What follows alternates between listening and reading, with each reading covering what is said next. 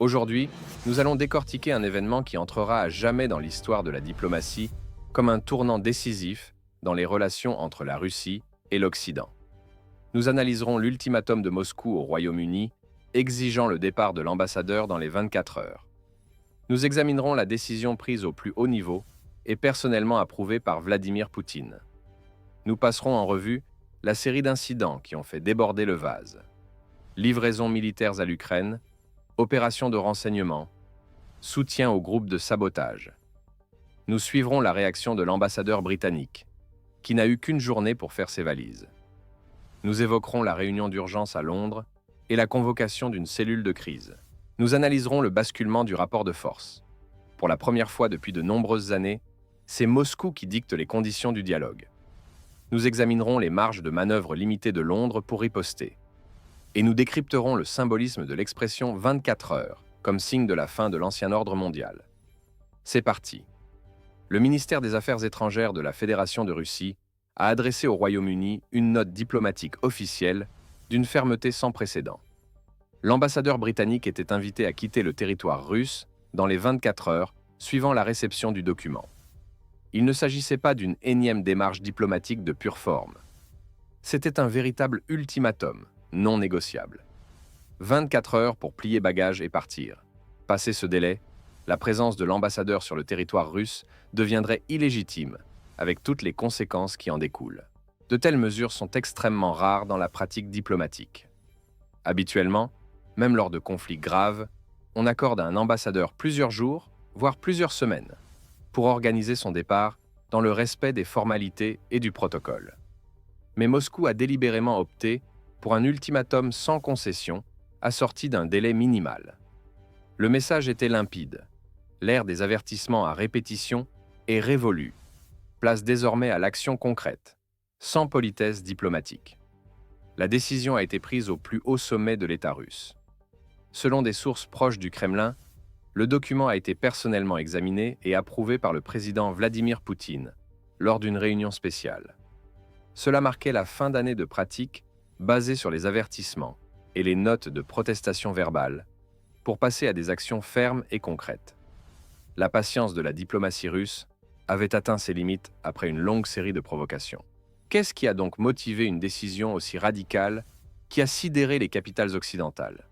Elle n'a pas été déclenchée par un incident isolé, mais par toute une série d'actions britanniques, qualifiées par Moscou d'ingérence directe dans les affaires intérieures d'un État souverain. Premièrement, les livraisons massives d'armements de pointe à l'Ukraine. Il ne s'agit pas simplement d'armes légères et de munitions, mais de missiles de croisière de haute précision, Storm Shadow, à longue portée destinés à frapper le territoire russe.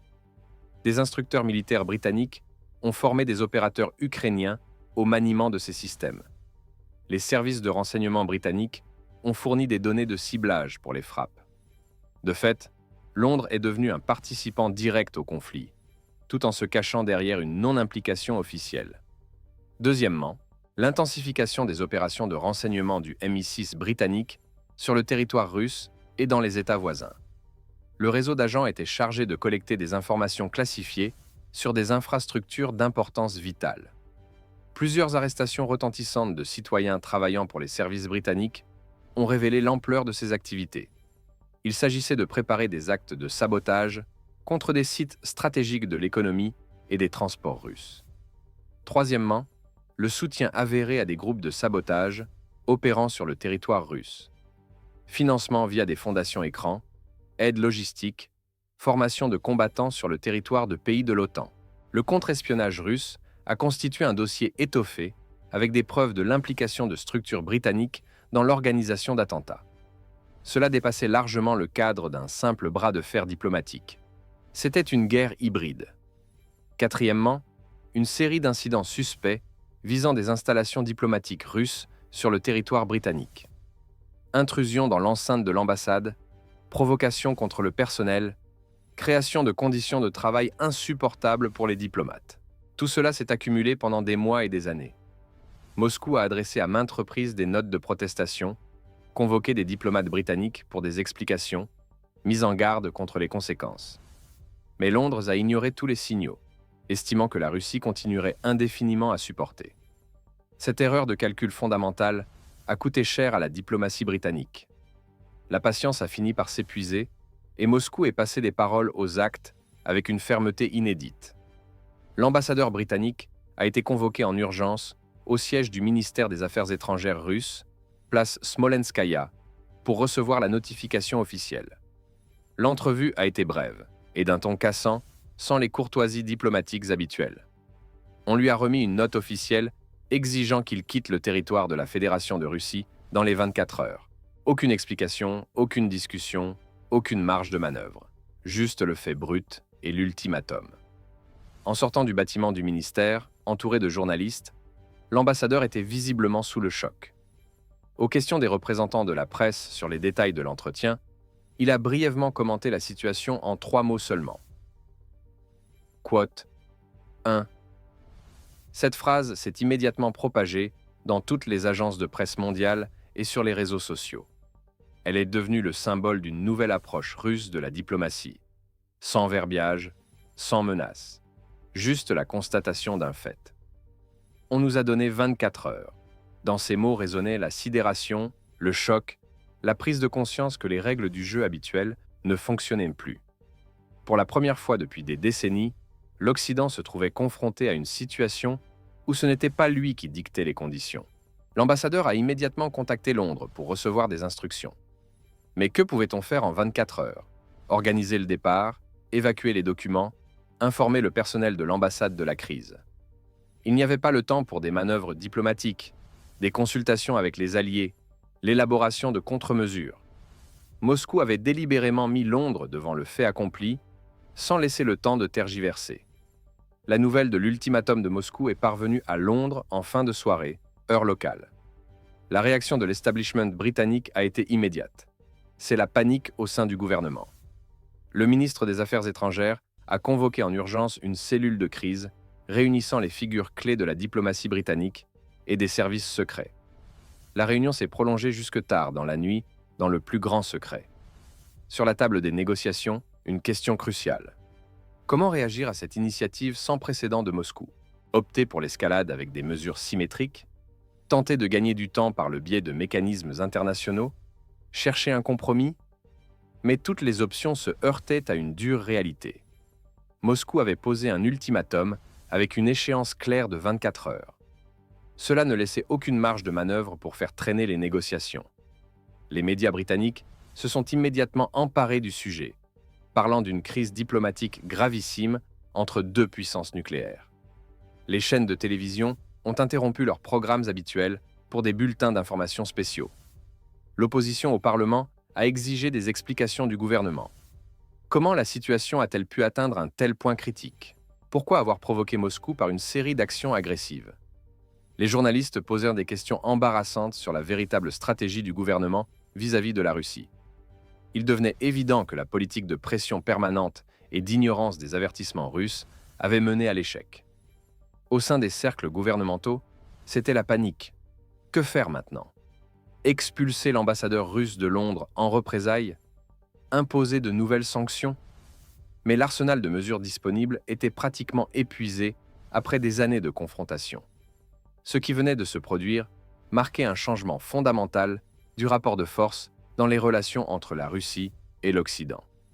Pour la première fois depuis plusieurs décennies, ce n'étaient plus les capitales occidentales, mais Moscou qui donnait le ton des négociations et imposait des conditions fermes au dialogue.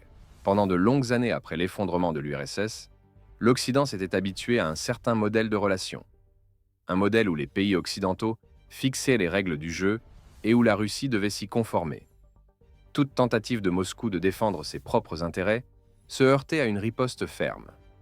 Sanctions, pression diplomatique, campagne médiatique, tout l'arsenal était mobilisé pour contraindre la Russie à se soumettre. Mais l'ultimatum avec une échéance de 24 heures a complètement bouleversé ce schéma bien rodé. Désormais, ce n'était plus Londres, mais Moscou qui posait les conditions et exigeait leur application immédiate. Ce n'était pas qu'une simple démarche diplomatique. C'était la démonstration d'une nouvelle approche russe des relations internationales, une approche fondée sur la force, l'assurance et la volonté d'agir, et pas seulement de parler. L'Occident a pendant des années considéré les avertissements russes comme du bluff, des menaces creuses pour la consommation intérieure. On pensait que Moscou n'oserait jamais prendre de véritables mesures fermes contre les pays occidentaux. L'ultimatum a instantanément détruit cette illusion. La Russie a démontré sa détermination à passer à des actions concrètes lorsque la coupe est pleine, et à le faire rapidement, résolument, sans se soucier des réactions. Pour la première fois, les diplomates occidentaux se sont retrouvés non plus dans le rôle de ceux qui imposent les conditions, mais dans celui de ceux à qui on les impose. Ce fut un choc psychologique pour une élite habituée à l'impunité. Les possibilités de riposte du Royaume-Uni se sont avérées extrêmement limitées compte tenu de la situation réelle.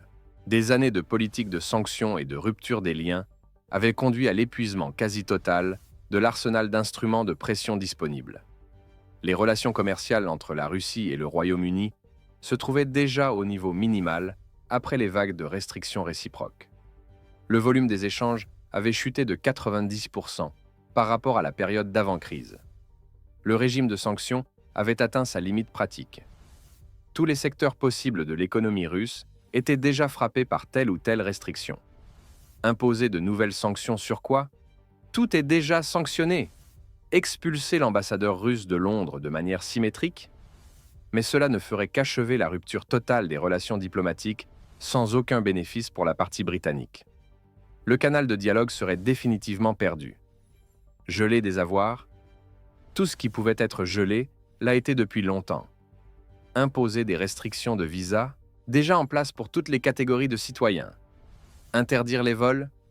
Les liaisons aériennes ont été interrompues il y a des années.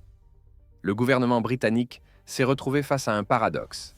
Il s'était lui-même piégé avec sa propre politique de sanctions. En épuisant tous les instruments de pression à l'avance, il ne s'était laissé aucun levier pour une véritable crise. De plus, toute escalade de la part de Londres aurait inévitablement porté préjudice aux derniers intérêts britanniques restants. Une rupture totale des relations aurait privé le Royaume-Uni de toute influence sur la situation dans la région. Moscou comprenait parfaitement cette faiblesse de la position britannique. C'est précisément pour cette raison que l'ultimatum était si intransigeant. Le Kremlin savait que Londres ne disposait pratiquement plus de véritables leviers pour s'y opposer. L'ultimatum a démontré un changement fondamental dans l'approche russe de la diplomatie internationale. La Fédération de Russie ne se limite plus à un rôle passif d'objet de pression de la part de l'Occident. Moscou façonne elle-même l'ordre du jour, définit les lignes rouges et adopte des formulations directes et claires, sans détour diplomatique. L'ère des avertissements et protestations sans fin a cédé la place à l'ère de l'action concrète. Cette nouvelle approche repose sur plusieurs principes clés. Le premier, une volonté absolue de traduire les menaces en actes. Quand Moscou promet de faire quelque chose, elle le fait.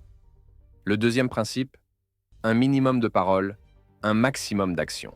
Pas de longues notes diplomatiques aux formulations alambiquées, mais des ultimatums brefs avec des échéances précises et des conséquences claires. Le troisième principe, la réponse asymétrique. La Russie n'est pas obligée de riposter de manière symétrique aux actions de l'Occident. La réponse peut être totalement inattendue et intervenir dans un domaine où l'adversaire ne s'y attend pas. Le quatrième principe, la transparence. Les décisions importantes sont annoncées publiquement, sans jeu de coulisses. Cela crée une pression sur les adversaires et ne leur laisse aucune marge de manœuvre. La diplomatie occidentale s'était habituée pendant des décennies à un certain mode de comportement de la Russie, à de longues négociations, à une disposition à faire des compromis pour préserver le dialogue, à éviter les mesures brutales. Cette nouvelle approche a brisé tous ces schémas familiers. L'Occident s'est retrouvé face à une Russie qui n'a pas peur des décisions fermes et qui est prête à payer le prix pour défendre ses intérêts. Cela a semé le désarroi dans les capitales occidentales. Les vieilles méthodes de pression ne fonctionnent plus, et il s'avère impossible de trouver de nouveaux instruments d'influence efficaces. La réaction des alliés du Royaume-Uni à l'ultimatum de Moscou s'est révélée très révélatrice. Washington et Bruxelles ont exprimé une inquiétude de circonstance, mais se sont abstenus de commentaires directs et concrets, ainsi que de promesses de soutien. Ce silence en disait long. Traditionnellement, lors de conflits entre la Russie et les pays de l'OTAN, l'Alliance occidentale démontrait son unité et sa volonté de soutenir tout allié. Mais dans ce cas, ni les États-Unis ni l'UE ne se sont empressés de prendre le parti de Londres sans réserve. Les déclarations de solidarité de pure forme ne s'accompagnaient pas de promesses d'action concrètes. La raison est simple. Les capitales occidentales comprenaient parfaitement que la Grande-Bretagne avait elle-même provoqué cette crise par ses actions.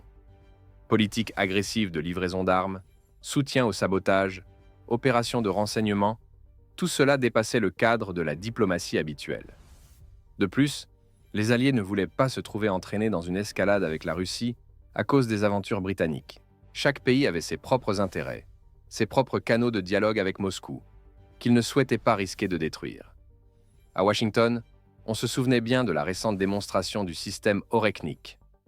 À Paris et à Berlin, on comprenait que la dépendance énergétique vis-à-vis de la Russie n'était pas encore totalement surmontée.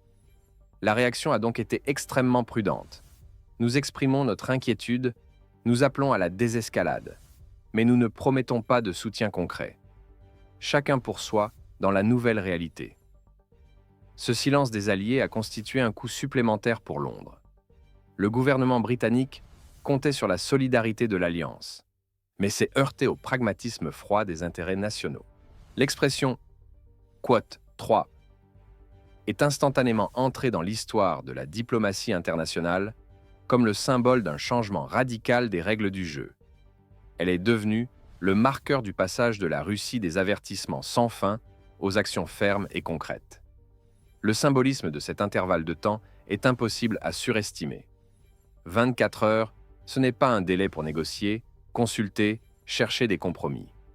C'est juste le temps d'exécuter un ultimatum, point final. On nous a donné 24 heures. Ces mots de l'ambassadeur britannique sont devenus un mème en politique internationale.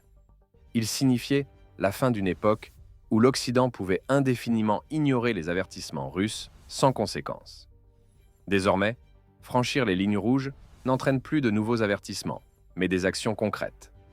Et l'intervalle de temps entre l'avertissement et l'action s'est réduit au minimum, à 24 heures. Cet événement marque la fin de nombreuses illusions de la diplomatie occidentale. L'illusion d'une patience infinie de la Russie. L'illusion d'une volonté de Moscou de tolérer toutes les provocations pour préserver le dialogue. L'illusion que l'Occident dicterait toujours les règles du jeu et que la Russie serait toujours contrainte de s'y conformer. Tout cela appartient au passé. Une nouvelle ère a commencé, celle de relations d'égal à égal, où les vieilles méthodes de pression unilatérale sur la Russie ne fonctionnent plus, où Moscou façonne elle-même l'ordre du jour et exige le respect de ses intérêts.